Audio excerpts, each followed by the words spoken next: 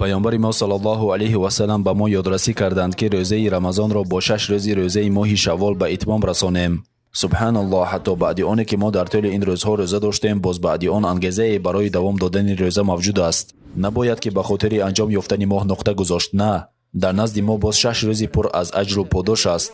چرا؟ چون که در آن فلسفه وجود دارد، مفهوم وجود دارد. عبادت هرگز خاتمه نمی‌یابد، ما عبادت را به انجام نمی‌رسانیم. شما 30 روز تحمل کردید، پس آن فرض بود. پیامبر صلی الله علیه و سلم استوارانه به ما توصیه می‌دهند که 6 روز دیگر را تحمل کنیم. بسم الله به پیش. این یگانه ماهی است که به ما توصیه داده شده است که در آن 6 روز روزه بداریم، یا اینکه به عباره دیگر میگویند ششک شوال. پیامبر علیه السلام گفتند هر آن که در روزه ماه رمضان خود 6 روز روزه ماه شوال را علاوه بکند، پس ثواب روزه آن به ثواب یک ساله برابر می‌شود. ما می‌دانیم که هر یک عمل صالح 10 برابر ثواب زیاد دارد. از این رو با داشتن روزه ماه رمضان ثواب 10 ماه را به دست می‌آوریم و 6 روز روزه علاوگی ماه شوال ثواب 60 روز را و یا 2 ماه را در بر می‌گیرد. 10 جمع 2 برابر 1 سال می‌شود. هر آن که در روزه ماه رمضانی خود 6 روز روزه ماه شوال را علاوه بکند، پس ثواب آن برابر به ثواب 1 ساله می‌شود. از این لحاظ من به شما توصیه می‌دهم که نه تنها 6 روز ماه شوال بلکه هر ماه 3 روزی روزه بدارید.